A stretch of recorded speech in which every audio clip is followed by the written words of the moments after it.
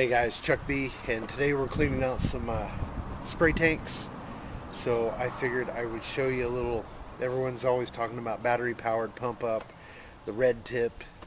So today we're just going to take a look at some tips and the difference between a pump up sprayer and a battery powered sprayer. Stay tuned.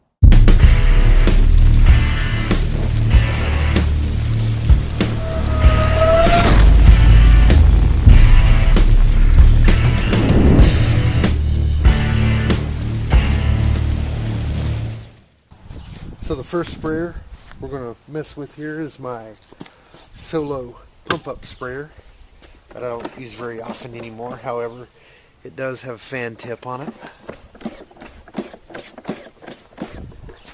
going to show you why I don't like it. After I get it pumped up enough to spray.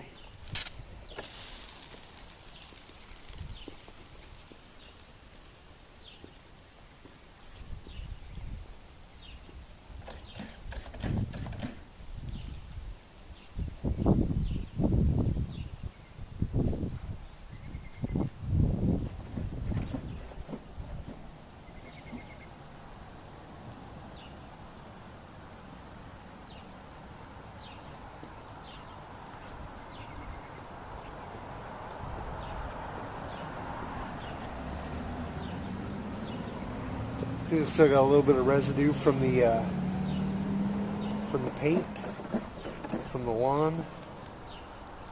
That's why we're cleaning it. But you see here how it's all wet, and then it's getting really dry up on the other end because it's running out of pressure. And you can also see the spray pattern. Let's see if we can maybe go over here a little bit.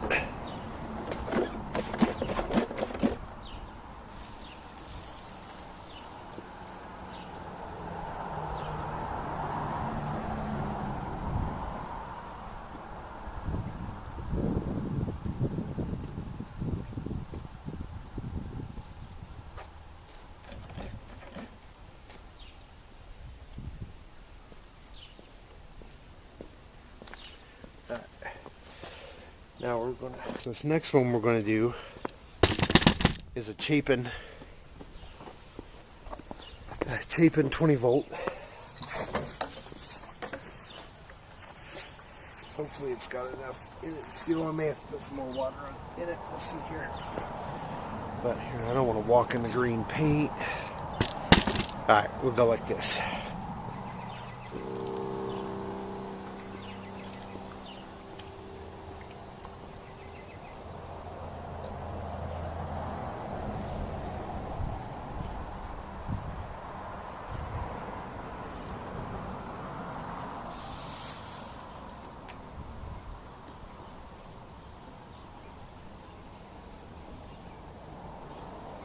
And I'm running out. Alright, I'm running out.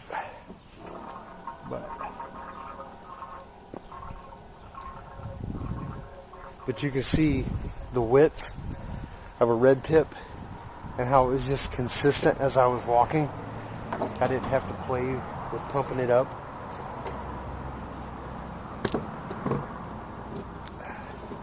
I'll just sit here and spray this out real quick.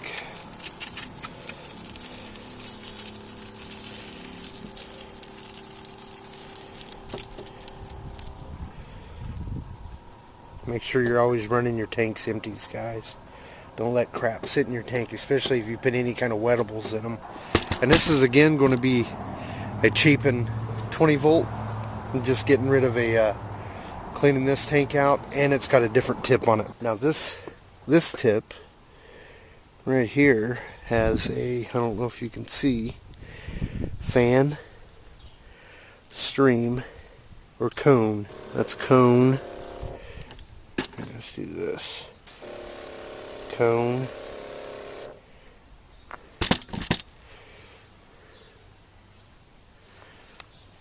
Fan.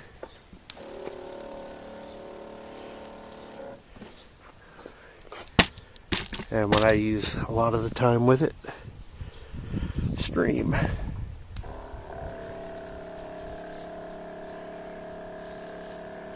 This is my RM43 tank. which there's none in it. It's all water right now. But I just wanted to show the different settings. Like if I'm in a real tight area, I can put it on stream.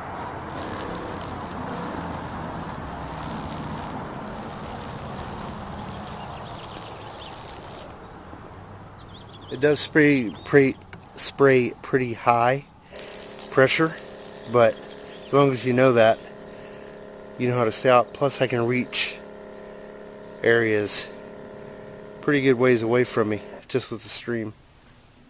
And then if I'm out in a big gravel lot, which I do quite a bit of, I can put it on fan.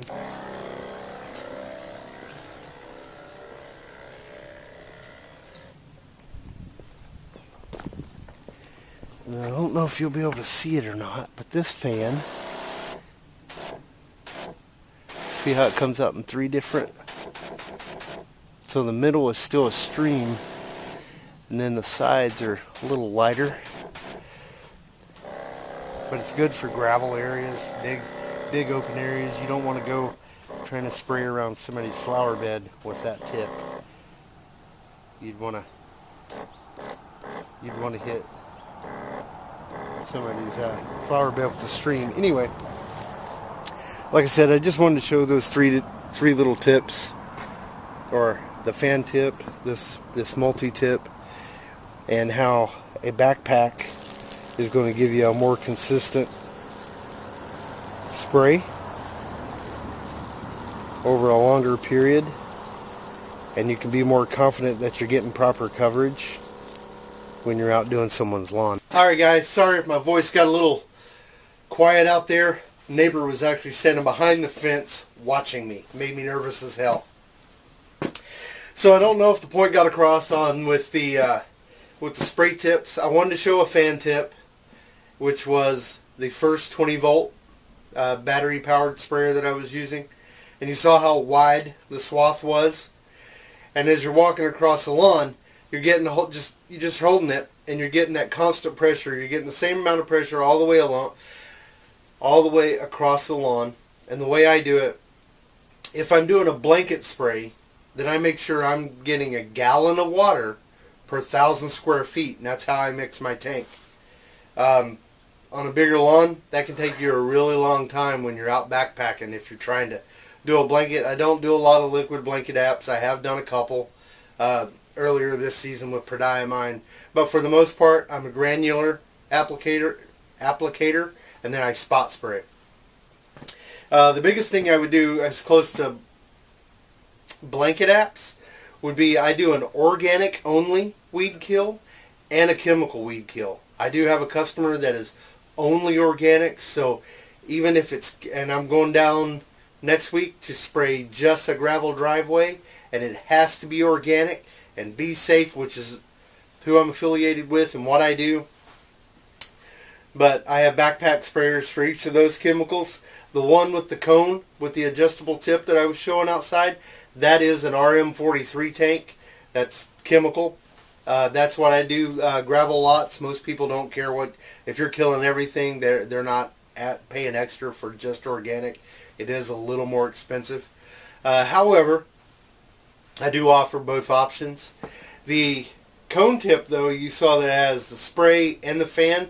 Even though the fan on that one has, like, it's 3 different streams that come out, and the middle stream is the strongest. It's pretty good, but when I'm out in a big gravel area, it's got a really wide reach, and I would never try to use that in a flower bed. It would be way too hard to control. The stream's not bad.